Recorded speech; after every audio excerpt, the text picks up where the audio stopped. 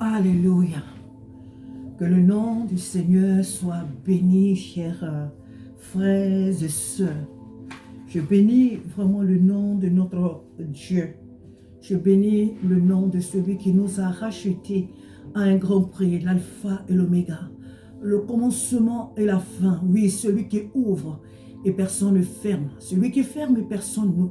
Oh, alléluia, n'ouvre. Alléluia, que son nom soit béni. Alors, ce soir, après notre moment de réjouissance, après notre moment de, alléluia, de louange, d'adoration, d'action, de grâce, alléluia, ce soir, je viens encore devant toi pour que ensemble nous puissions parcourir les Écritures, alléluia, la parole de Dieu, alléluia. Il y a un bon moment, ce message, le Seigneur me l'a mis à cœur, alléluia, et il aimerait vraiment que je partage cela avec toi, alléluia, avec chacune de nous, parce que en ces temps vraiment de la fin, il faut dire que beaucoup de messages sont donnés sur la chair, mais il y a beaucoup comment on appelle, de mauvaises interprétations vraiment de certaines, alléluia,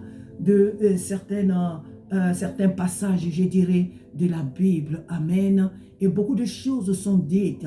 Et nous avons l'Esprit de Dieu en nous. Alléluia. Tous en tant que peuple de Dieu, nous avons reçu l'Esprit de Dieu pour pouvoir interpréter sa parole telle qu'elle est. Amen. Alors le sujet dont nous allons parler aujourd'hui, alléluia, c'est concernant l'héritage. L'héritage des hommes de Dieu. Alléluia. Les hommes de Dieu et leur famille. Amen. L'héritage.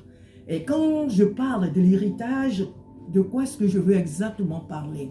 C'est-à-dire que lorsque un homme est appelé pour servir Dieu, nous devons comprendre que cet homme n'est pas seulement appelé lui seul en tant qu'individu. Lorsque Dieu appelle au ministère un homme ou un couple, toute la maison est impliquée. Toute la famille est impliquée. Dieu n'appelle jamais un homme et il va dissocier sa famille. Dieu ne choisit jamais un homme et sa famille va rester à l'écart. Ce n'est pas ce que nous voyons dans la Bible. Alléluia. Et voilà pourquoi cet après-midi, nous allons parcourir un peu la Bible pour voir, amen, tous ces exemples. Mais nous devons comprendre que si je dois détailler point par point, nous ferons beaucoup de vidéos. Et donc la vidéo, elle sera très longue. Mais nous allons en résumer, alléluia, pour te dire que lorsque Dieu appelle un homme, à son service, peu importe son ministère, c'est toute sa maison qui est impliquée. Lorsque quelqu'un ou un pasteur ou qui qu'il soit vient te dire que moi, Dieu m'a appelé à son service, mais il n'a pas appelé ma femme, il n'a pas appelé mes enfants, mais c'est moi qui l'ai appelé, cette personne-là ne parle pas selon l'Esprit de Dieu. Il n'est pas en train de parler selon l'Esprit de Dieu. Pourquoi? Parce que Dieu ne se contredit pas.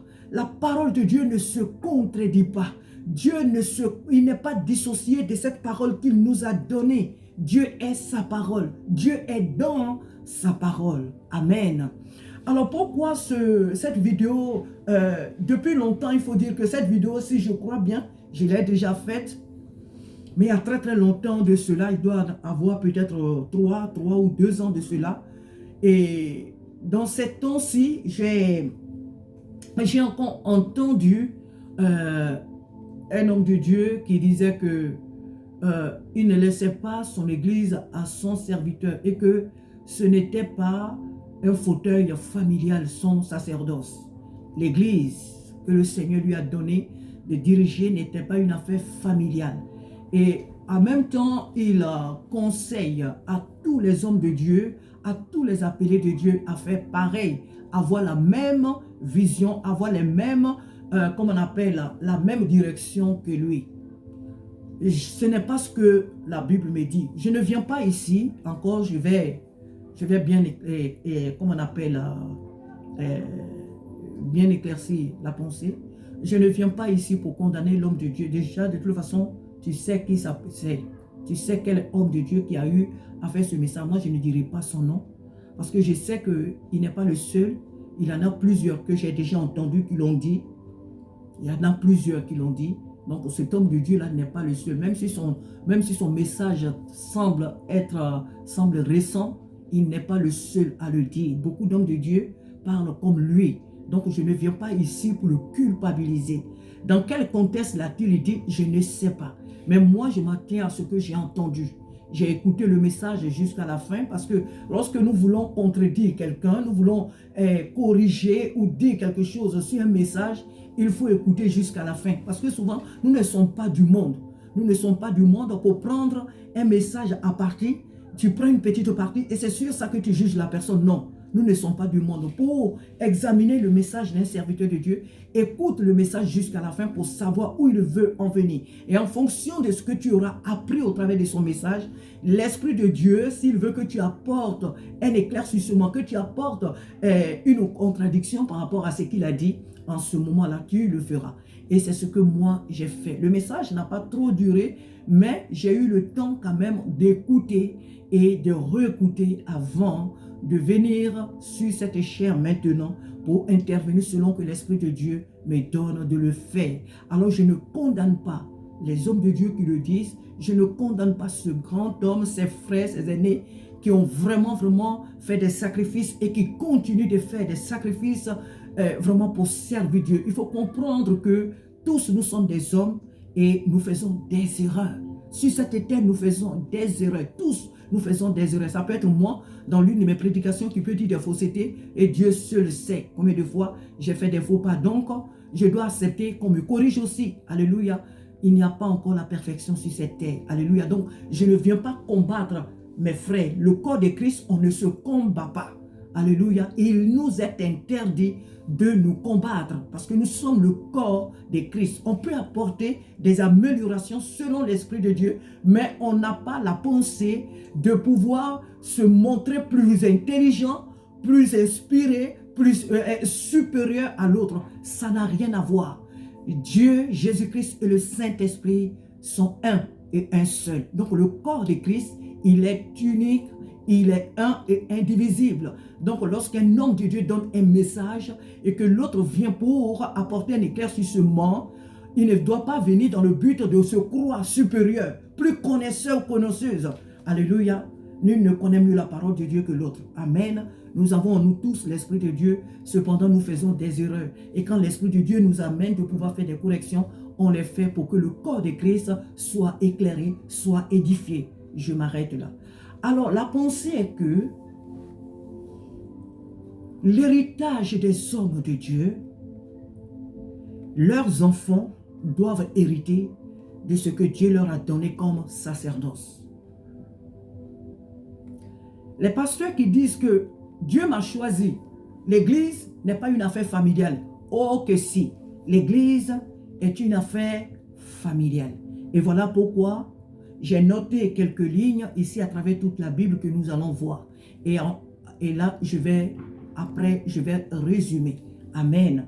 Alors déjà, lorsque nous parcourons la Bible depuis la Genèse, nous voyons que Adam et ses fils, Caïn et Abel, lorsqu'ils naissent, amen, ils ont vu certainement leur père Adam faire des sacrifices. Et quand ils sont venus au monde, ils ne se sont pas d'eux-mêmes comme ça, dit que, oh oui, notre père adore Dieu, donc non. Ils ont fait ce qu'ils ont vu leur père faire. Caïn avait compris qu'on pouvait offrir à Dieu les fruits du sol. Abel avait vu qu'on pouvait offrir à Dieu l'un de ses troupeaux, de son troupeau ou de ses brebis. Et donc, c'est en voyant le Père chaque jour qu'ils ont voulu copier. Malheureusement, un après l'aîné a mal fait. Donc, Dieu a agréé le sacrifice d'Abel, n'est-ce pas? Donc, ces deux fils étaient dans le sacerdoce de leur Père. Seulement que l'aîné, s'est mal pris. Amen. Nous sautons Dieu n'a pas dit pourquoi, Adam, pourquoi c'est pas toi qui me fais le sacrifice et ce sont tes fils. Dieu ne l'a pas dit. Nous allons sauter. Nous voyons Noé. Noé, dans le livre de Genèse, chapitre 9, 1 à 29, Dieu choisit Noé, mais il choisit aussi ses fils. Alléluia.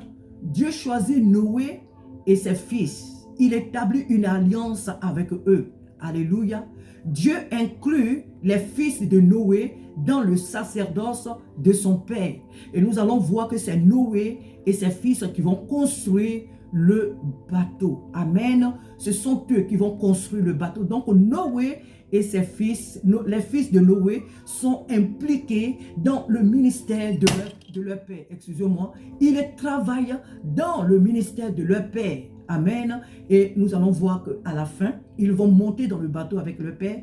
Et ce sont eux, les trois fils et leurs femmes, et Noé et leur mère qui vont être embarqués dans ce bateau. Amen. Ensuite, nous voyons Abraham, notre père Abraham. Nous voyons que Dieu traite alliance avec Abraham. Nous voyons cela aussi dans Genèse. Alléluia, dans Genèse chapitre 17, verset 19. Une alliance est traitée avec Abraham par rapport à son fils. Dieu promet à Abraham de lui donner un fils. Et nous savons que du fils d'Abraham va sortir aussi un autre fils, son petit-fils, et c'est de lui que va sortir les 12 tribus d'Israël. Alléluia. Donc, Dieu traite une alliance avec Abraham. Dieu ne s'arrête pas à Abraham. Abraham va engendrer Isaac, Isaac va engendrer Jacob, et ensuite Jacob va engendrer les 12 tribus d'Israël qui vont devenir le peuple de Dieu, et qui va sortir tout le reste aussi que nous allons lire. Donc, lorsque Dieu choisit un homme, il choisit sa famille. Il choisit sa famille. Dieu ne prend pas un homme et dit que non, tes enfants, écoute, c'est pas mon affaire. Non, non, non, tes enfants, je ne les veux pas. À partir du moment où Dieu choisit un homme, il a aussi choisi ses enfants. Si ce dernier n'a pas d'enfants, ça c'est autre chose. Mais c'est toute sa maison qui est impliquée dans le ministère. Alléluia. Nous allons un peu plus en avant encore. Nous allons voir dans Exode, chapitre 4, versets 24 à 26. Nous allons voir que le sang du Fils qui sauve. Alléluia. Nous voyons l'histoire de Moïse. Moïse qui quitte, comment on appelle, qui quitte chez les Madianites, et en partant, nous voyons que sur le chemin, Moïse a un souci. Dieu n'a pas aimé le comportement de Moïse. Et qui est-ce qui va sauver Moïse? Si les enfants ne sont pas impliqués, si les enfants ne sont pas impliqués dans le ministère de leurs parents, c'est qui va donner vie? C'est par qui Dieu va passer pour donner vie à Moïse? C'est son fils. Séphora va couper le prépuce de son fils, et à partir de cela, Dieu va voir le sang du fils de Moïse et il va accorder la vie à Moïse. C'est par son fils que Moïse reçoit la vie. C'est des enseignements très profonds, mais je passe dessus. Amen. Comme je l'ai dit tout à l'heure, je vais résumer. Nous allons et nous voyons, comment on appelle, Lévitique chapitre 8, à partir du verset 1 à 36. Dieu inclut les enfants d'Aaron, le grand frère de Moïse et ses fils. Lorsque ses premiers fils, c'est-à-dire les fils d'Aaron, envoient le feu étranger dans l'œuvre de Dieu, Dieu va les frapper. Sans attendre, Dieu va les frapper. Mais quand Dieu frappe les fils d'Aaron, Dieu ne dit pas, ben écoute, tes fils ont fait ça, donc je vais choisir d'autres personnes parmi le peuple. Dieu prend encore les autres fils d'Aaron. Pourquoi? Parce que la maison d'Aaron a été choisie par Dieu pour faire ce ministère, pour faire cette œuvre-là. Donc Dieu choisit d'autres fils d'Aaron pour pouvoir continuer le ministère. Alléluia. À partir du verset 2, nous voyons, à partir du verset 6 ou plutôt, du chapitre 8, nous voyons que Dieu choisit deux nouveaux fils d'Aaron. Amen, nous continuons. Nous voyons aussi dans l'histoire, je vais sauter, mais nous allons comprendre, toute la Bible est remplie des hommes que Dieu a choisis avec leurs enfants. Mais j'ai choisi ces quelques personnes. Amen. Nous voyons Josué. Josué, dans Josué chapitre 24, verset 15, alléluia. Josué dit aux enfants d'Israël, si vous ne voulez pas servir Dieu, parce qu'il faut dire que les enfants d'Israël le fatiguaient tellement avec leur incrédulité. Qu'est-ce que Josué dit? Josué 24, 15, il dit, moi et ma maison, nous servirons l'Éternel. Cependant, parmi le peuple d'Israël, parmi ceux qui le fatiguaient, ceux qui étaient incrédules, il y avait quand même des bonnes personnes qui craignaient Dieu, qui étaient attachés à Josué. Josué pouvait les choisir pour qu'ils l'accompagnent dans ce ministère. Ils étaient bel et bien là. Mais Josué parle ici de sa famille. Il dit, si vous ne voulez pas servir Dieu, moi et ma maison, nous servirons l'Éternel. Parce que tout le monde peut me trahir. Toute l'église peut être contre moi. Mais une seule chose dont je suis sûr, c'est que la maison que Dieu m'a donnée, c'est que l'onction que Dieu a déposée sur moi et ma maison ne me trahira pas. Moi et ma maison, nous servirons l'Éternel. Parce que Josué avait plus confiance en sa maison que tous ceux qui l'entouraient. On passe. Nous voyons aussi dans le livre de Samuel, 1 Samuel chapitre 8, Samuel et ses fils. Alléluia. Mais d'abord, avant Samuel, nous voyons l'histoire de son mentor, le sacrificateur Élie. Nous voyons que Élie, le sacrificateur, par rapport à son âge, il était fatigué. Et nous avons vu l'attitude de ses fils. Pourquoi Dieu ne s'est pas dit, ben écoute, de toute façon, ce n'est pas eux que j'avais appelé. Malgré ce qu'ils font, bon, moi je m'en fous d'eux. C'est leur père que je connais, donc quelque chose que font ses fils, je ne tiendrai pas compte. Non, Dieu va s'occuper de ses fils. Et l'attitude de ses fils, les conséquences des actes des fils d'Élie vont se répercuter sur toute leur famille, toute leur descendance. Dieu va frapper les deux fils d'Élie et Élie aussi va mourir plus tard. Alléluia. Ensuite, nous voyons son fils spirituel, Samuel. Samuel, lorsque Samuel sert Dieu, Samuel n'a pas pour successeur d'autres personnes. Ce sont les fils de Samuel qui servent Dieu, qui sont des juges dans Israël, qui servent le peuple, qui servent Dieu, alléluia, aux côtés de leur père. Et quand les fils agissent mal, à partir de là, le peuple d'Israël va demander à ce que Dieu leur donne un roi. Parce qu'il ne pouvait plus supporter le comportement des fils de Samuel. Nous continuons encore. Alléluia. Nous allons dans le livre de, comment on appelle, des chroniques. Mais toujours dans le livre de Samuel, chapitre 16, à partir du verset 23, 1 à 23, nous voyons que Samuel se rend dans la maison, alléluia, d'Isaïe, pour choisir un jeune homme qui s'appelle David. C'est Dieu qui l'envoie. Mais Isaïe n'était pas n'importe qui. Isaïe était un homme important à Bethléem. Il était un homme important.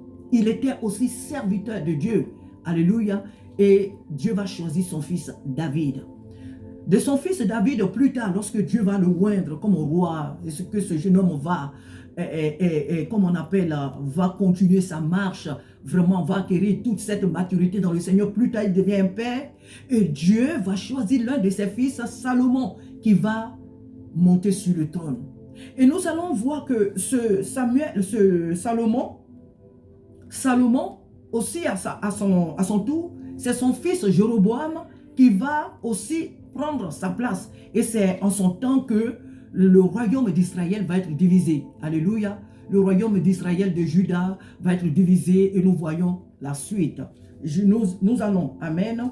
Et comme je l'ai dit tout à l'heure, j'essaie de piétiner un peu dessus et nous verrons aussi le résumé. Amen. Alors nous continuons.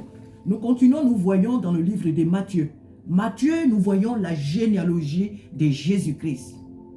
Dieu ne se passe pas de ce parcours-là. De Jésus, de toute la généalogie de Jésus, nous voyons 14 générations. 3 fois, alléluia, jusqu'à Jésus. Donc en tout, nous avons vu 42 générations. 42 générations. Alléluia, que nous voyons. Et nous voyons que dans toute cette lignée-là, nous voyons que ce sont des hommes de Dieu. C'est la même famille jusqu'à David, jusqu'à Joseph. c'est la même famille qui continue. Alléluia. C'est la même famille qui continue. Nous voyons dans Matthieu, lorsque, bon, après j'en parlerai certainement comme conclusion, mais pour voir, nous voyons dans le livre de Daniel aussi, Daniel, lorsque nous voyons Daniel chapitre 5, nous voyons que c'est Nebuchadnezzar, c'est son fils Belshazzar qui le succède. Alléluia, pour dire même que celui-là qui n'était pas, Dieu l'a appelé son serviteur. Dieu a dit que Nebuchadnezzar était son serviteur. Bon, maintenant, dans notre milieu chrétien, en voyant le comportement de Nebuchadnezzar dans le temps, on ne pouvait pas le prendre comme serviteur de Dieu. Mais parce qu'il était l'instrument de Dieu pour accomplir son œuvre, Dieu l'appelle son serviteur. Lorsque Nebuchadnezzar plus tard n'est pas là, c'est son fils Belshazzar qui le succède. Alléluia. Et nous voyons aussi Hérode. Alléluia. Alors, nous voyons que dans Marc chapitre 10, à partir du verset 35, nous voyons aussi les frères de Jésus, notre Seigneur Jésus-Christ. Alléluia. Jésus va appeler des frères. Jésus va prendre des personnes de même famille. Nous avons Pierre et son frère André. Nous avons Jean et son frère Jacques. Des personnes qui sont vraiment dans son bureau restreint. Des personnes qui lui sont vraiment proches. Ce sont des frères de même, vraiment des personnes de même famille. Alléluia. Pierre et André étaient des frères. Jacques et Jean, oui, si je le lis bien, Jean et Jacques étaient aussi des frères. Alléluia. Nous voyons aussi que dans les Actes 10, 25, Corneille et sa famille au service de Dieu. Ça, c'est dans le Nouveau Testament. Parce que quelqu'un me dirait, oui, ça, on a vu ça dans l'Ancien Testament, mais dans le Nouveau Testament, ça ne se voit pas. Et bien, c'est pourquoi je donne toutes ces références-là. Alléluia. Donc, Jésus, aussi ses propres frères, les frères de Jésus, notre Seigneur Jésus lui-même, ses frères, il y a Jacques, il y a Jude, il y a Simon et bien d'autres, mais j'ai noté que ces trois-là. Ils étaient aussi au service de Jésus-Christ. On les voit bien, même, on voit bien leur ministère. Après que Jésus soit parti, on les voit. Jude même est celui-là qui a même écrit, alléluia, tout juste on voit son livre avant Apocalypse. Jude, le chapitre 1. Alléluia. Pour dire, bien aimé, que l'œuvre de Dieu, Dieu choisit toujours une famille. C'est une œuvre de famille. L'œuvre que Dieu confie à un homme ou à une femme, ce n'est pas seulement qu'à l'homme ou à la femme que Dieu confie l'œuvre. C'est une affaire de famille. Lorsque moi particulièrement, mon père, selon ce qu'il nous a dit, et tous les villageois sont là aujourd'hui, beaucoup connaissent l'histoire de notre famille, mais sa mère avait, dans le temps, c'était l'église méthodiste n'était pas encore réputée comme ça, donc il y avait l'église Aris. Ses parents partaient à l'église Aris et sa mère était une diaconesse dans cette église-là. Je ne sais plus si c'était son grand-père qui prêchait, mais en tout cas, ils avaient vraiment une position importante dans cette église-là. Lorsque les anglophones arrivent, qu'ils amènent l'église méthodiste en Côte d'Ivoire et qu'elle se répand dans nos régions, mon père, immédiatement, il a été choisi pour être le prédicateur de l'église. C'est mon frère, après sa mort, déjà de son vivant, mon frère prêchait, et mon frère est devenu aujourd'hui son successeur. Il n'est pas le seul prédicateur de l'église, parce que l'église a beaucoup grandi, mais mon frère est prédicateur dans cette église. J'ai un petit frère qui est évangéliste, j'ai une petite soeur qui est prophétesse. Moi ici, Dieu permet, je fais ma petite route avec le Seigneur. J'ai pas mal de frères qui sont vraiment des personnalités importantes dans leurs églises. Lorsque Dieu t'appelle pour faire son œuvre, tu dois comprendre que ta famille est impliquée. Et voilà pourquoi lorsque Dieu nous donne des enfants, nous avons la responsabilité depuis le berceau de ces enfants, même depuis nos entrailles, nous devons inculquer la parole de Dieu à nos enfants. Nous ne devons pas éduquer les enfants selon les cultures des nations où nous nous trouvons. Surtout si ces cultures n'aiment pas la parole de Dieu. Si ces cultures contredisent la parole de Dieu, nous n'avons pas à les suivre. La Bible dit, instruis l'enfant selon quoi? Instruis l'enfant selon quoi? Selon la parole de Dieu. Et quand il va vieillir, il ne s'en détournera. Il ne s'en détournera. Alors, à travers ce message, c'est vrai que ces hommes de Dieu le disent, mais j'aimerais particulièrement m'adresser aux mamans. C'est la femme qui éduque ses enfants. C'est la femme qui prie avec ses enfants. Voilà pourquoi la Bible dit que la femme sage, elle bâtit sa maison et l'insensé la renverse de ses propres mains. Proverbe 14. Femme, tu dois savoir que c'est à toi que revient la responsabilité d'inculquer la parole de Dieu à tes enfants. Vous ne devez pas jouer avec cela. Vous ne devez pas négliger cela. Vous ne devez pas plaisanter avec cela. Jour et nuit, vous devez méditer la parole de Dieu avec vos enfants. Parce que ces enfants que vous voyez là, ils ont un ministère, ils ont un appel, ils ont un sacerdoce, ils ont une option particulière sur leur vie. Mais si vous les négligez, si vous dites, de toute façon ici, on est dit de ne pas faire ça, on est dit de ne pas faire ça, on nous dit de ne pas faire ça, sachez que vous serez responsable devant Dieu de la dérive de ces enfants. Nos enfants font tous des bêtises. Mais lorsque tu inculques la parole de Dieu à ton enfant, comme la Bible le dit si bien, l'enfant va vaciller, c'est vrai. L'enfant va avoir des turbulences sur son chemin, c'est vrai. Mais il reviendra toujours à la source. Alléluia. Et donc la femme, elle a la responsabilité d'éduquer ses enfants selon la parole de Dieu. L'homme, bien sûr, doit le faire. C'est lui le chef de la famille. Mais ce rôle-là revient surtout à la mère, à l'épouse. Alléluia. C'est à la maman d'éduquer ses enfants selon la parole de Dieu. Dieu a donné ce rôle aux mamans. Alléluia. Donc, lorsque Dieu nous confie une œuvre, cette œuvre n'est pas qu'à nous. Elle revient aussi à nos enfants. Ce n'est pas une histoire oui, non, c'est à moi que Dieu a confié l'œuvre. Non. C'est toute la famille que Dieu appelle. Dieu ne s'est jamais plaint du fait qu'un homme, après de là où il l'a mis, il choisit son enfant comme successeur. Vous voyez aujourd'hui, nos chefs d'État. Surtout, nous voyons plus cela en Afrique. Nos chefs d'État qui, lorsque ils vieillissent ou bien qu'ils veulent quitter le pouvoir, ils le confèrent à leurs enfants. Ce n'est pas mauvais devant Dieu. Ça n'a jamais été un péché devant Dieu. Alléluia. Ça n'a jamais été un péché devant Dieu. Ce que nous combattons, ce que les peuples africains, ce que nous combattons, c'est le comportement. Si un homme a bien gouverné une nation, et si un homme est vraiment un patriote, qu'il a vraiment très bien gouverné sa nation, mais tout ce que le peuple cherche, c'est qu'il vive là même longtemps, c'est qu'il meure même au pouvoir. Si son fils qu'il choisit accepte de marcher dans la voie de son père, mais le peuple ne peut que prier pour eux, pour qu'ils puissent vivre longtemps. Donc ce sont les actes que posent les hommes que combattent les populations. Mais Dieu n'est pas contre qu'un homme choisisse son fils pour le succéder au devant d'une nation.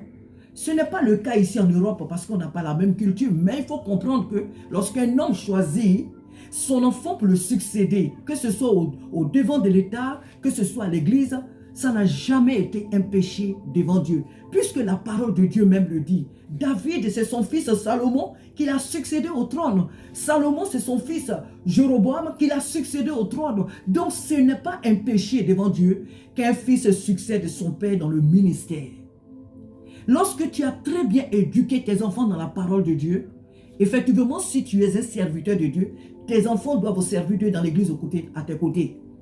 Et le jour où tu seras vraiment fatigué, tes enfants doivent être capables de prendre la relève. Si ces enfants-là n'ont pas... Aujourd'hui, on est dans un monde où les gens voyagent. Non, peut-être que si les enfants ont voyagé, ils ne sont pas là avec toi. Ça, c'est autre chose. Mais même là où ils vont partir, ils seront là-bas des serviteurs de Dieu. Alléluia. Ils seront là-bas des serviteurs de Dieu. Alléluia. Donc, notre ministère, nos enfants, les enfants que Dieu nous donne, ne sont pas dissociés de l'appel que Dieu a mis sur nous. Si le père ou la mère est peut-être pasteur ou évangéliste, peut-être que les enfants ne seront pas forcément des pasteurs ou des évangélistes, mais il y a plusieurs ministères. par lesquels ces enfants-là vont servir le Seigneur. Alléluia. Donc, il faut que les gens s'enlèvent dans leur esprit que Dieu m'a appelé, ce n'est pas mes enfants. Quand tu n'as pas enseigné la parole de Dieu à tes enfants, ce sont ces excuses-là que tu trouves. Quand tu n'as pas eu à enseigner la parole de Dieu à tes enfants, et qu'aux yeux du monde, au devant de l'assemblée que tu diriges, tu vaux si fort, tu enseignes, mais que tu ne fais rien dans ta propre maison, c'est ce genre de langage-là qu'on a. Parce qu'on trouve ces échappatoires-là. Parce qu'on sait vraiment que ces enfants, on n'a pas fait ce qu'on devait faire. Donc, demain, pour éviter qu'ils soient une honte pour nous, on cherche ces excuses-là. Non, moi, mes enfants, ce n'est pas mes enfants que... Non, l'église, ce n'est pas une famille. Non, l'église, c'est pas... L'église, Dieu choisit une famille pour faire son œuvre. Vous voyez tout ce que je viens de lire. Et tu vas prendre ta Bible de la Genèse jusqu'à l'Apocalypse. Dieu a toujours choisi une famille. Pourquoi il le fait? Lui seul, il sait pourquoi il le fait. Dieu lui-même est une famille. Dieu le Père, Dieu est venu sur la terre. Dieu plutôt, il a créé le monde. Dieu a créé le monde. Lorsque le monde est tombé dans une... comment on appelle? Quand le monde, ceux qu'il a mis sur la terre ont chuté, qui est-ce qu'il envoie? Il envoie son fils, Jésus-Christ. Il vient sous forme de fils. Jésus-Christ, pourquoi? Pour pouvoir sauver sa création qui a été déchue. Ensuite, quand Jésus finit son ministère, pour que l'œuvre pour laquelle il s'est donné, il a donné sa vie, l'œuvre puisse prospérer, l'œuvre puisse avancer, quels que soient les vents et marées, il envoie le Saint-Esprit. C'est la même personne. C'est une famille. Dieu le Père, Dieu le Fils, Dieu le Saint-Esprit, c'est la même personne. Dieu bâtit son œuvre sur une famille. Alors si tu as des enfants qui ne sont pas associés dans l'œuvre que tu es en train de faire, c'est déjà là une grosse défaite pour toi, bien-aimé. C'est une grosse défaite pour toi. Que tu sois qui que tu sois comme serviteur de Dieu, que ton église ait 3000 personnes, 600 000 personnes, si tes enfants ne sont pas impliqués dans l'œuvre que tu es en train de faire, tu as échoué. Tu as échoué. Je vais te rendre, pour finir certainement, je vais te rendre un petit témoignage. Moi, j'ai eu beaucoup de situations difficiles dans ma maison. Dans ma vie personnelle, j'ai eu beaucoup de difficultés. Et il m'est arrivé un moment où je me posais des questions. Je pleurais même. J'ai dit, mais Seigneur, je fais telle chose, ça ne marche pas. Je fais ça, ça ne marche pas. Je touche ça. J'ai l'impression que toutes les portes me sont fermées. Et il m'arrive des nuits, je pleure. J'ai dit, mais Seigneur, je fais ton œuvre. Quel est le problème? Qu'est-ce que j'ai fait? Alors, les péchés passés, je vous dis, passé, ça me revient encore en esprit. Je confesse. Je dis, non, attends. Depuis que j'étais encore très jeune, les péchés d'avant, je viens encore les confesser aujourd'hui, mais c'est quoi? J'ai compris que c'est l'ennemi qui est en train de me jouer des tours. J'ai rejeté ces pensées. J'examine ma vie. Je réexamine ma vie à la parole de Dieu, à la lumière de la parole de Dieu. Je prie, je gêne, je demande. Je dis non, c'est pas possible. Toutes les portes me sont fermées. Et je suis avec mes enfants. Jour et nuit, la parole de Dieu. Jour et nuit, la parole de Dieu. Les enfants de rien du tout, avant qu'ils ne partent à l'école, eux tous, on a les cellules des maisons, les cellules de prière. Tous les jours, les cahiers sont là, tous les jours. Et chacun d'eux donnait un message. Ils n'avaient pas l'âge qu'ils ont aujourd'hui. Ils étaient, le dernier même avait peut-être même 1 mois, ou bien même 3 mois. Mais depuis le berceau, et j'ai commencé par la grâce de Dieu à leur inculquer la parole. Chacun d'eux prêchait. Alors comme Dieu m'a donné de leur donner tous les noms bibliques, quand on devait méditer, chacun disait non. Abraham disait, il faut qu'on parle d'Abraham. Aujourd'hui, là, il faut qu'on parle d'Abraham. Et ça nous faisait rire. Quand le temps de lever, donc comme ils sont 5 fils, je les avais classés. Chacun prêchait, l'aîné prêchait lundi, tous les lundis, ainsi jusqu'au vendredi. Et c'est moi qui prêchais les samedis. Parce que je prenais le temps de faire le bilan de tout ce qu'ils avaient dit dans la semaine. Et on faisait un petit résumé de tout cela. Ça a été comme ça jusqu'à ce qu'ils grandissent. Alors quand les gens nous voient aujourd'hui, ils pensent que c'est un travail qui a été fait comme ça. C'est depuis le berceau. Pour dire quoi? Lorsque je pleure, je dis, mais Seigneur, j'ai échoué.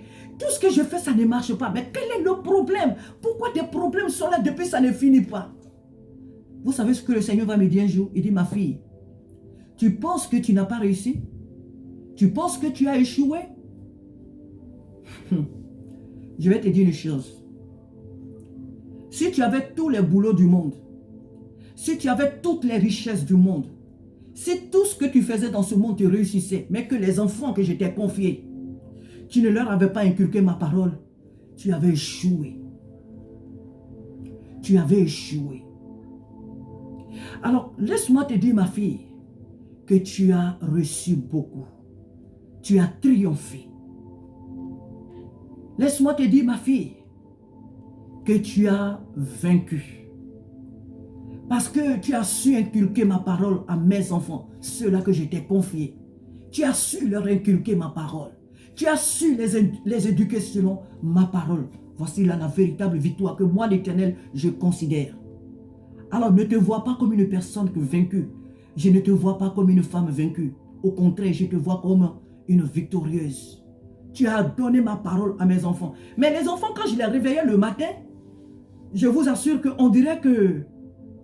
Je ne sais pas ce qui m'arrive, mais les enfants, le matin, je les réveille avant qu'ils ne partent à l'école. Les enfants doivent aller à l'école à 8h30, par là, 8h45, les enfants rentrent à l'école, ici en France. Donc, il faut savoir les 5 enfants, à partir de quel moment je les réveille pour les apprêter pour qu'ils aillent à l'école. Avant de les apprêter le matin. Donc, au plus tard 5h, 6h par là, mes enfants et moi, nous sommes assis au salon. Quelqu'un me dirait, ah non, tu exagères, tu exagères. Non, je n'exagère. Aujourd'hui, là, je comprends que je n'ai pas exagéré. Aujourd'hui où je te parle, je n'ai pas exagéré. Même certaines personnes m'ont dit, tu es trop carré avec tes enfants. Non, je n'ai pas été trop carré. Mais oui, il faut l'être. Et aujourd'hui, je rends gloire à Dieu. Je te rends ce petit témoignage pour te dire que c'est à toi, ma soeur, que revient la responsabilité d'éduquer tes enfants selon la parole de Dieu. Le ministère que Dieu vous a donné, toi et ton mari, vous devez inculquer cela à vos enfants. La parole de Dieu, vous devez l'enseigner à vos enfants. Instruis l'enfant selon la voie qu'il doit suivre. Et quand il sera vieux, il ne s'en détournera. Alléluia. Il ne s'en détournera. Le ministère que tu as, ma soeur, le ministère que tu as, mon frère, tes enfants n'y sont pas dissociés. L'œuvre de Dieu, c'est une histoire de famille. Que ce soit des femmes, que ce soit des hommes, ils ont une part à part entière dans le ministère que tu occupes. Si tes enfants ne sont pas impliqués dans l'œuvre que Dieu t'a donnée, tu as échoué. Tu as échoué. Donc, à partir du moment où le Seigneur m'avait rassuré, me dit, ma fille, ta bénédiction est grande au ciel. Oui, oui, le Saint-Esprit me l'a dit. Ça, c'est mon secret, mais je le partage avec toi. Le Seigneur me dit, ta récompense au ciel, elle est grande. Aujourd'hui, je ne suis plus responsable de leurs actes parce que le Seigneur m'a permis de donner ce que je devais leur donner. Aujourd'hui, ils se marient, ils sont devenus, certains sont devenus des papas. Je suis aujourd'hui une grand-mère. Alors, ma responsabilité encore aujourd'hui, c'est quoi? C'est que les enfants, quand ils vont me les envoyer, les petits enfants, c'est de faire de mon mieux pour leur inculquer aussi la parole.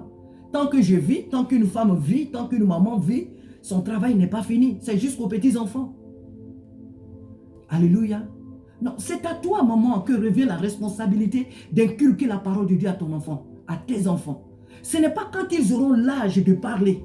Ce n'est pas quand ils auront 20 ans, 30 ans que tu vas essayer de leur parler pour dire que non, on leur parle mais ils ne comprennent pas. Non, ils le comprennent. Mais seulement que tu t'y es pris mal. Tu t'y es pris mal. Ça commence depuis les entrailles. Quand tu es enceinte, tu poses tes mains sur ton ventre. Et si tu parles en langue, tu parles en langue. Et même si tu ne parles pas en langue, tu prêches la parole de Dieu à ton enfant. Même s'il faut lire un seul verset, tu parles à l'enfant qui est dans ton sein, tu médites la parole de Dieu avec lui. Tu lui parles. Tu dis, mon fils ou ma fille, voilà ce que dit la parole de Dieu dans Jean 3,16. Si c'est le seul verset que tu connais. Tu dis, voilà ce que dit la parole de Dieu. Car Dieu a tant aimé le monde qu'il a donné son Fils unique afin que quiconque croient en lui ne périssent point, mais qu'il ait la vie éternelle. Oh mon enfant, je prie que tu aimes le Seigneur. Je prie que tu acceptes le Seigneur Jésus comme ton Seigneur et ton Sauveur. Oui, mon enfant, je te consacre à Jésus-Christ. Je te consacre à Jésus-Christ. Mon enfant, je te donne à Jésus-Christ. Je prie qu'à la sortie de mon ventre, tu sois disposé à écouter la parole de Dieu. Que tu sois soumis à la parole de Dieu. Je chasse tout esprit d'opposition, tout esprit de rébellion, tout esprit de distraction, tout esprit d'opposition. Je les chasse loin de toi. Au nom de Jésus. Oh, alléluia. Je te soumets aux ordres du Saint-Esprit. Ça se passe depuis les entrailles. Et même quand l'enfant est dans le berceau, couché là, tout bébé, tu peux chanter des cantiques. Tu peux prêcher la parole de Dieu comme si vous étiez là des milliers. Tu lui prêches la parole de Dieu. Tu lis les psaumes. Tu prêches la parole de Dieu. Tout ce que tu connais dans la Bible, même si tu ne connais pas la Bible entière, même si c'est un seul passage, comme un pasteur me disait, même si c'est psaume qu'il faut lire, il faut lui lire les psaumes. Il faut le faire. Ne laissez pas les enfants aller à l'école comme ça le matin. Ne laissez pas les enfants sortir comme ça le matin. Même jusqu'à aujourd'hui, ceux qui sont à la maison avec moi, ils ont des barbes. Tu ne sortiras pas de la maison tant qu'on n'a pas prié. Ceux qui connaissent mes enfants n'ont qu'à leur demander. Quelqu'un peut me dire, oui, tu es Dieu, tu veux croire. Oui, tu peux dire de moi tout ce que tu veux. Tu peux dire de moi tout ce que tu veux.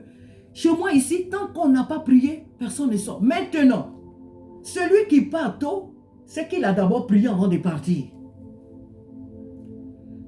C'est qu'il a prié avant de sortir de la maison. Le soir, tout le monde, on prie ensemble. On médite la parole de Dieu ensemble avant d'aller au lit. C'est à toi que revient, ma soeur, cette responsabilité. Tu es l'épouse de la maison. Tu es l'épouse. Tu n'es pas une femme, tu es une épouse. Et c'est à toi que revient cette responsabilité. Ah, laissez les enfants vivre leur vie. Ah, les enfants de maintenant, là, il n'y a pas d'enfants de maintenant. Jésus-Christ n'a pas changé. Il n'y a pas d'enfants de maintenant. Inculque la parole de Dieu à tes enfants. L'œuvre de Dieu a été toujours une œuvre de famille. L'œuvre que Dieu nous confie a été toujours une œuvre de famille. Nous avons vu beaucoup d'exemples à travers la Bible. L'œuvre que je suis en train de faire ici par la grâce de Dieu, par l'Esprit de Dieu, je prie que le jour que je ne serai pas là, que ce soit mes fils qui continuent. Maintenant, si mes fils ne sont pas là, que Dieu veut envoyer quelqu'un d'autre, il enverra. Mais je sais que où qu'ils soient mes enfants, ils serviront toujours l'Éternel. Mais je n'ai pas à le mettre dans l'esprit que vous voyez, cette œuvre-là, ce n'est pas une œuvre de famille. Ne pensez pas que c'est aussi, c'est une œuvre de famille. Je prêche, mes fils prêchent, mes fils et moi on chante. Il y a un qui joue au piano, l'autre joue à la guitare basse, l'autre est responsable du groupe musical. Oui, c'est comme ça. C'est comme ça. C'est comme ça. C'est comme ça que Dieu a fait les choses. Et j'ai la paix du cœur. Et le Seigneur n'est pas contre cela. Je vais m'arrêter là. Ma soeur, j'espère que tu as compris. Mon frère, j'espère que par la grâce de Dieu, tu as compris. L'œuvre de Dieu, c'est une œuvre familiale. C'est une œuvre de famille. L'Église est une famille. Les ministères que Dieu confie à l'homme ou à la femme, étant un couple, cette œuvre-là implique toute sa maison. Il n'est pas question qu'un regarde de l'autre côté, l'autre regarde ailleurs, et puis le père seul ou la mère seule. Non, c'est toute la famille qui est impliquée. Le père pasteur, sa femme n'est pas forcément pasteur, les enfants ne sont pas forcément pasteurs, mais ils doivent être impliqués dans l'œuvre. Et voilà pourquoi quand ça ne se passe pas comme ça, Dieu se met en colère et il le frappe. Comme il a frappé Aaron, les enfants d'Aaron, comme il a frappé les enfants du sacrificateur Élie. Quand Dieu vient dans une maison, il implique tout le monde dans sa vision. Il n'y a pas un qui soit dissocié. Il n'y a pas un seul qui soit dissocié. C'est toute la famille. Parce que quand Dieu donne un homme des enfants, quand Dieu les envoie dans la famille, c'est parce qu'il sait que cet homme et cette femme vont conduire ceux qu'il leur confie à lui. C'est pourquoi il le fait. Ceux qu'il envoie dans la maison, il ne les envoie pas en tourisme. Pour que les enfants fassent ce qu'ils veulent. Les enfants ne viennent pas à l'église, les parents ils s'en fichent. On les laisse et puis on vient à l'église. Ma soeur, où est ton enfant? Non, aujourd'hui là, il ne voulait pas se lever. Non, non, ce n'est pas normal. Ce n'est pas normal. Les parents doivent aller prier avec leurs enfants. Les parents doivent aller prier. Mais quand ça n'arrive pas, c'est qu'au départ, vous ne leur avez pas appris cela. Donc, cela devient maintenant difficile. Ils ont 12 ans, 13 ans, 14 ans, 15 ans. Et jusqu'à même à cet âge-là, il y a des parents qui non, il ne voulait pas venir aujourd'hui, donc il n'est pas venu. Un enfant de 12 ans. Non, tout part de bas âge. Depuis même les entrailles. J'insiste vraiment là-dessus. Je ne viens pas ici pour te culpabiliser. Je ne te dis pas d'être forcément comme moi. Mais comme la Bible dit, on donne ce qu'on a. Et ce que Dieu a déposé en moi, c'est ce que je partage avec toi. Je ne viens pas ici pour te dire que je suis mieux, je suis meilleur que toi. Non. Je ne peux pas venir te parler si moi-même, je ne suis pas passé par là. Je ne peux pas venir te parler de ces choses si moi-même, le Seigneur ne m'a pas fait passer par là. Donc, je viens vers toi avec mon témoignage. La Bible dit quoi? Allez et enseignez-leur. Nous enseignons notre témoignage. C'est notre témoignage qui rend la parole de Dieu efficace. Alléluia. C'est notre témoignage à nous qui rend la parole de Dieu efficace. La parole de Dieu, nous allons et nous l'apportons. Mais le témoignage que nous avons, c'est elle qui certifie, si je peux le dire, la parole de Dieu. Tu viens enseigner la parole de Dieu, mais quel est ton témoignage? Tu n'en as pas. Tu dois avoir un témoignage pour enseigner la parole de Dieu. Alléluia. Donc, mon frère, tu es le père de la maison. Exerce vraiment ton autorité. Enseigne la parole de Dieu à tes enfants. Tu es le père de la maison. Enseigne la parole de Dieu à tes enfants. Et si tu es appelé au ministère, ne regarde pas tes enfants comme étant dissociés de l'appel que Dieu a mis sur ta vie. Tes enfants font partie de ce ministère. C'est pourquoi tu ne dois pas les négliger. Tu ne dois pas les laisser faire n'importe quoi. Quand une maison est consacrée à Dieu, elle est consacrée à Dieu. Ce n'est pas le père ou la mère et puis les enfants font ce qu'ils veulent. Ce n'est pas les enfants, ce ne sont pas les enfants et les parents font ce qu'ils veulent. Non, c'est toute la famille qui englobe ce sacerdoce. Alléluia. Que Dieu te bénisse. Je le répète pour finir, la vidéo elle a été longue parce que le Seigneur certainement voulait encore parler. Amen. Dans ces temps, je ne veux plus faire des vidéos longues, mais ce message-là, le Seigneur a voulu vraiment que je le donne. Et je le bénis vraiment parce que je sais que quelqu'un m'a entendu, qu'un frère a entendu, qu'un homme ou une sœur a reçu ce message. Enseigne la parole de Dieu à tes enfants. Le ministère que tu as, tes enfants doivent être impliqués. Car l'œuvre de Dieu, c'est une histoire de famille.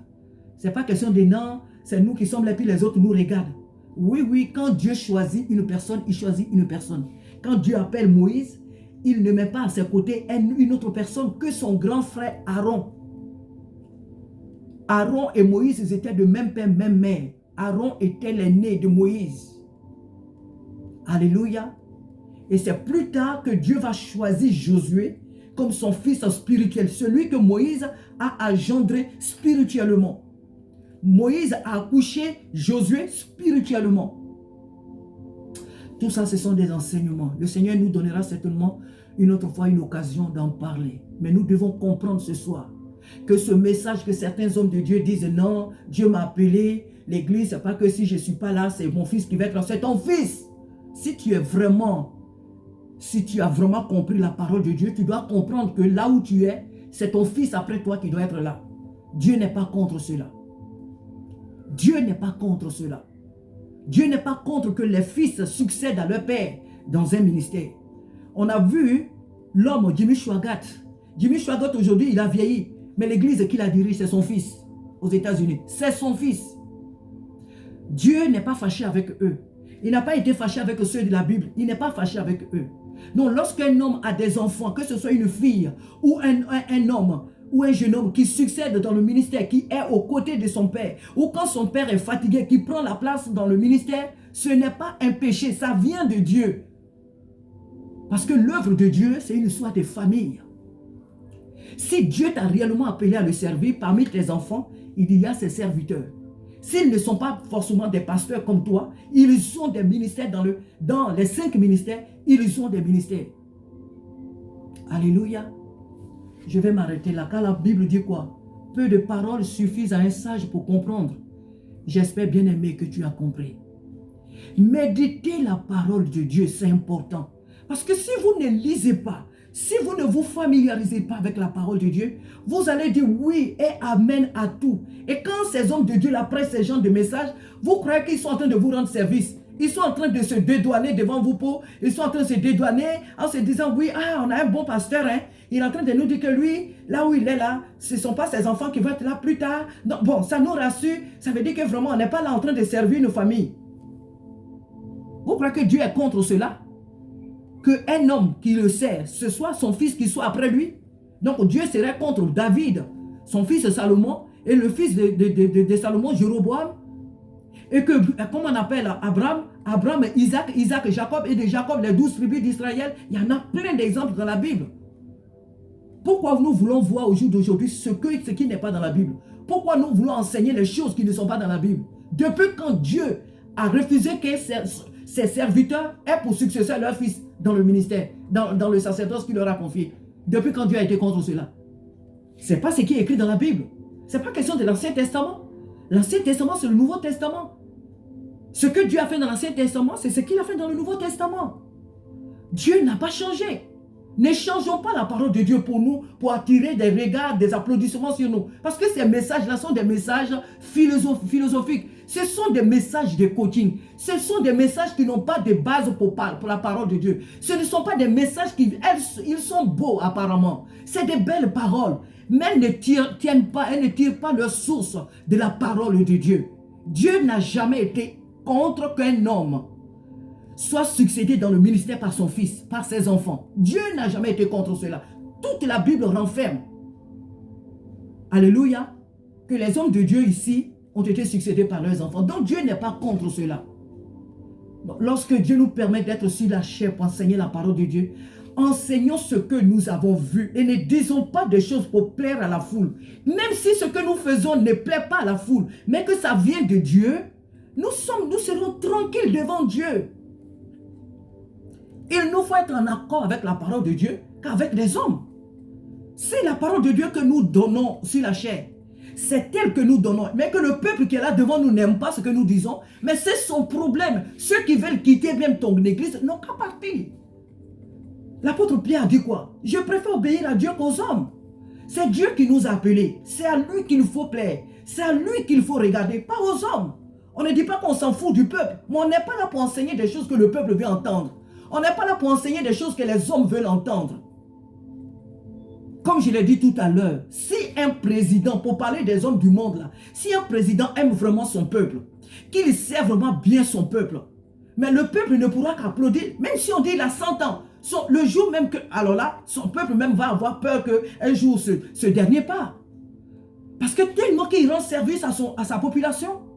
Donc le peuple ne va pas regarder, non, pourquoi il dit au pouvoir, pourquoi il fait ça. Les gens ne vont jamais marcher dans les rues, les gens ne vont jamais se plaindre. Pourquoi? Parce que c'est un homme patriote, c'est un homme qui aime sa population, c'est un homme qui agit pour le bien de sa population. Alléluia. Ça n'a jamais été un péché.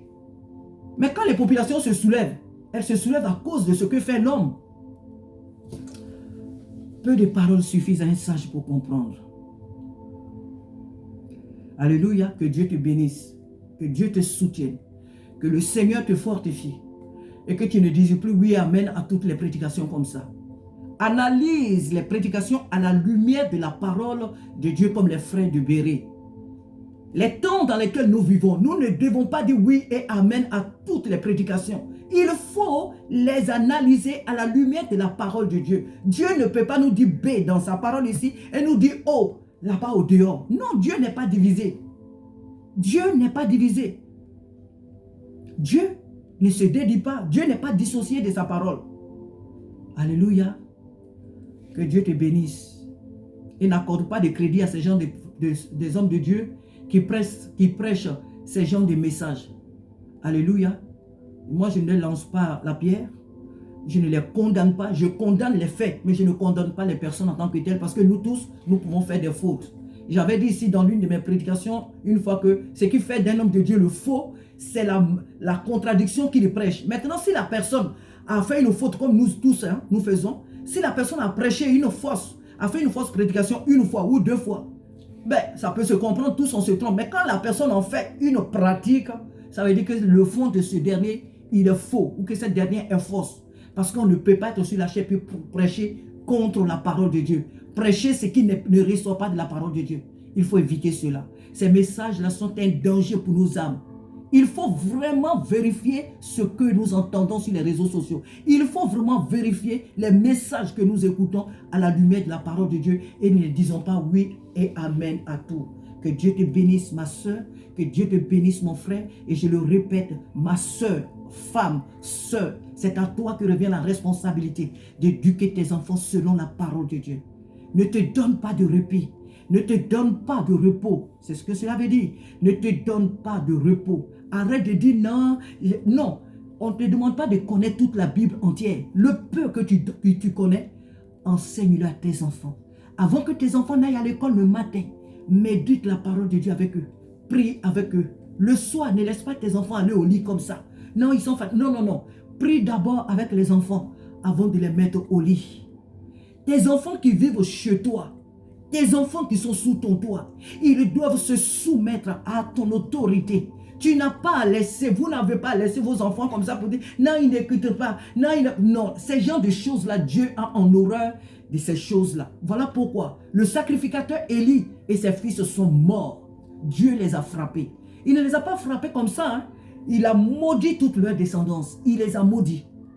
Faisons beaucoup attention car les enfants que Dieu nous donne, c'est parce qu'il nous fait confiance qu'il nous les confie. Il a déposé en nous ce qu'il faut. C'est pourquoi il nous confie ses enfants. Dieu ne nous les confie pas parce que, oui, il a dit que l'homme et la femme doivent procréer. C'est toute une organisation.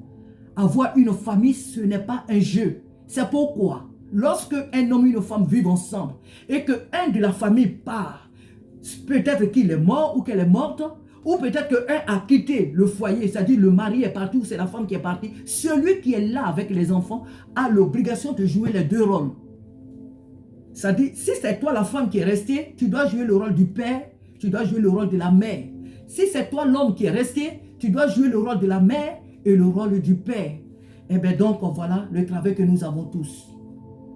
Ça, c'est aussi un autre enseignement. Oh Seigneur, sois béni. J'espère que tu as compris. J'espère, ma soeur, que tu as saisi ce message. Mon frère, que tu as saisi ce message. L'œuvre de Dieu, c'est une affaire de famille. C'est une affaire de famille. Ne laisse plus tes enfants. Ne laisse plus tes enfants comme ça vagabonder. Non, non, non. Enseigne la parole de Dieu à tes enfants parce qu'ils sont des futurs serviteurs de Dieu. Prépare-les au ministère. Prépare-les. C'est toi le premier, c'est toi leur enseignant. Ce sont tes premiers disciples. Tes enfants sont tes premiers disciples. Si tu n'as pas réussi à inculquer la parole de Dieu à tes enfants, tu as échoué dans ton ministère.